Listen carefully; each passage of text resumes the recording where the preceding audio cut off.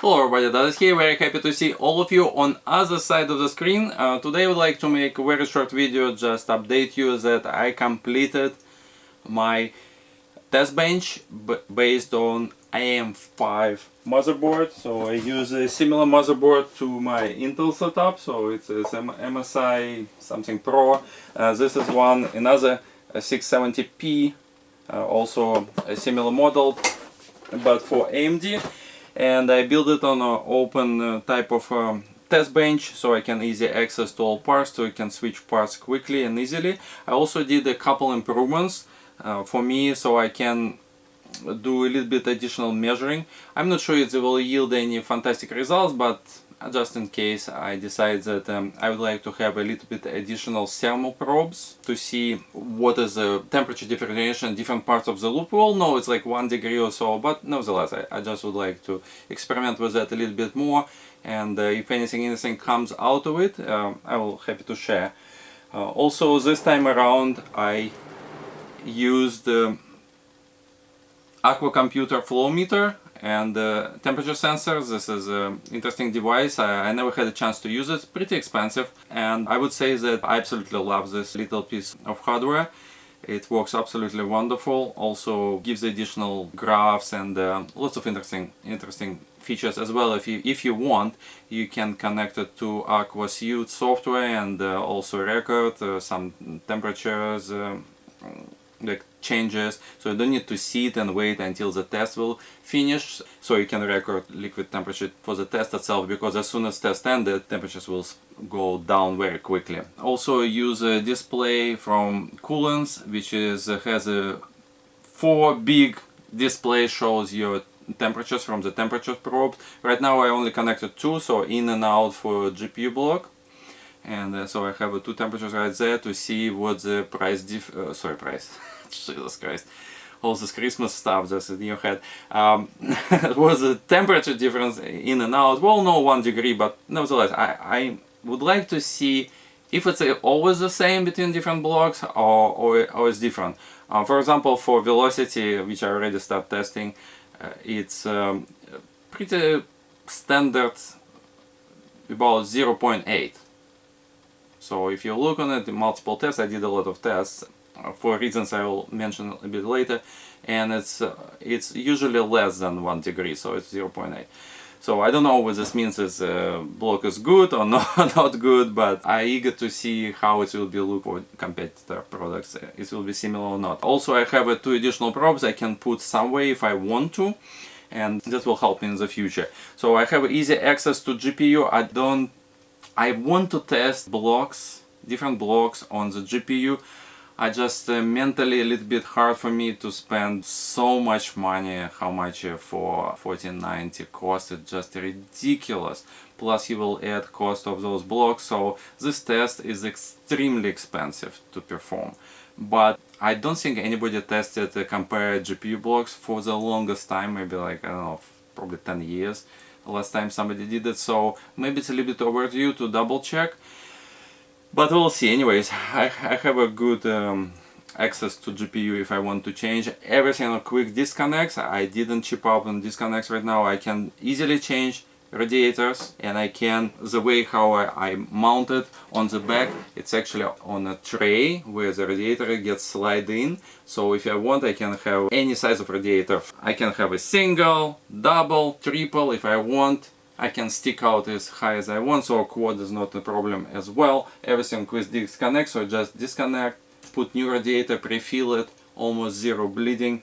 So this works very well. I don't think I ever need to test different reservoirs. Also pump tops maybe could be a question, but nevertheless it's also on 2 quick disconnects, so if I need to, I can remove it very easily to switch. So it's pretty flexible platform. I really like how it's come out. It has a few quirks just related to the product I use. It's just a Chinese modular test bench that I had in stock for longest time, and I thought it's really cool, but nobody wanted it for at least like 3 years, so I said screw it, I'll use one myself. What is modular done not correctly, or maybe it just happened. So you see the cutout behind the CPU is partially covered, the CPU area, so mounting blocks such as velocity is only mounted from the back, not from the front. It's a create additional problem, so when I want to remount this block I have to remove motherboard, which is a little bit pain in the ass because a bunch of screws involved in that, but no, it's still possible to do so. Okay, the rest of the blocks will be mounted from the top, so it won't be an issue anytime later.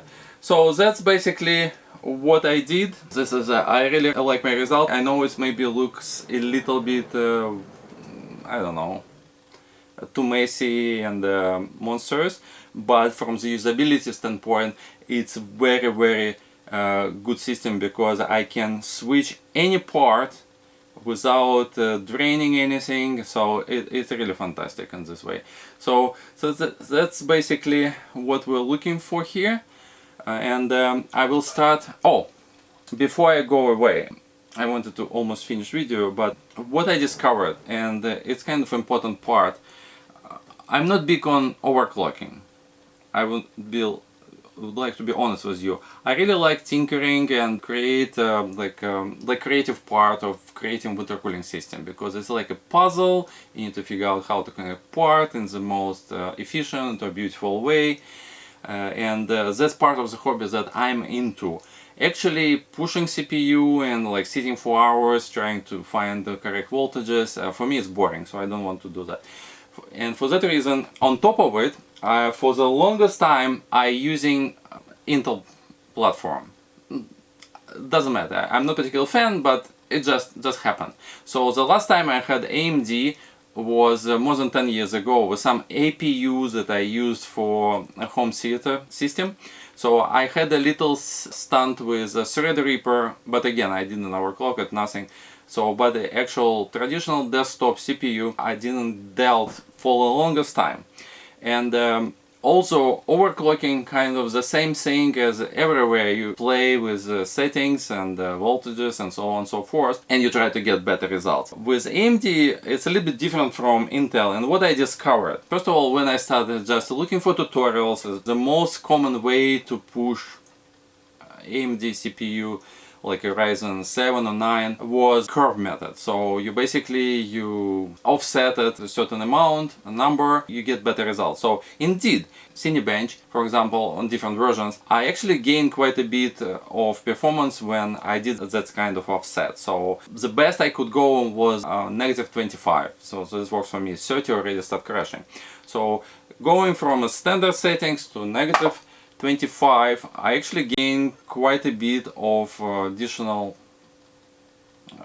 points on the Cinebench. On top of that, my average clocks across the cores also went up, maybe like 100, something like this. So it was like 55 for standard on the maximum side, and it became like 56. So yes, I get a little bit performance, but what I discovered, and was really bad for me, for my purpose, was temperatures was really wonky. So I can literally test 10 times, and my temperature, while ambient temperature in the room the same, hardware the same, my temperature can be fluctuate about 2 degrees. So it could be 80 degrees, next test it will be 81, and third test and can be 81.8, and then go back to 80.8. so it's like back and forth. But 2 degrees, it's kind of too much, because we all know that blocks design so similar that the difference in many blocks is within 2 degrees too. So we're kind of trying to test it multiple times, but realistically, if you look for any block testing, it's very small. It's very rarely you have a big jump. So if the system thermally give me different variation within 2 degrees, it's no point to test anything, right? So I start scratching my head and like, what the hell, how I can overcome it. So I reach out to my different hostile with whom we did a couple of videos in the past. He's much more knowledgeable than am I, and he basically helped me to do different methods. So we just overclock rate and voltages on CPU instead of going with curve method. That start producing more stable results. So after I moved to fixed configuration, so to speak, then I started getting consistent result. It still variate maybe within less than half degree. Believe me, I spend enough time to just keep run my test to make sure it makes sense. But so basically it's a little bit wonky. Comparing with Intel, it's like day and night. I don't know why Intel give you more or less stable numbers, why AMD not, but nevertheless. So that's how we achieve, I achieve the way that will allow me to compare block correctly. So I found my stable configuration with fixed voltages, and that's how we'll go from there. Interesting enough that a little bit undervolting indeed produced me much better numbers in the Cinebench and other tests. So I saw some videos on internet saying that you have to undervolt AMD so you get better performance, but I actually confirm it from my personal experience. So anyway, so with the new configuration I run a little bit lesser temperatures, higher scores for the synthetic test bench, and my temperature variation became within acceptable range. So that's all what I had to share with you. Just keep you in the loop to update what's happening. Now I can finish my testing for Velocity 2, and I will continue test for the remaining blocks accessible to me. Thank you very much for watching. Happy New Year, and see you in the next one.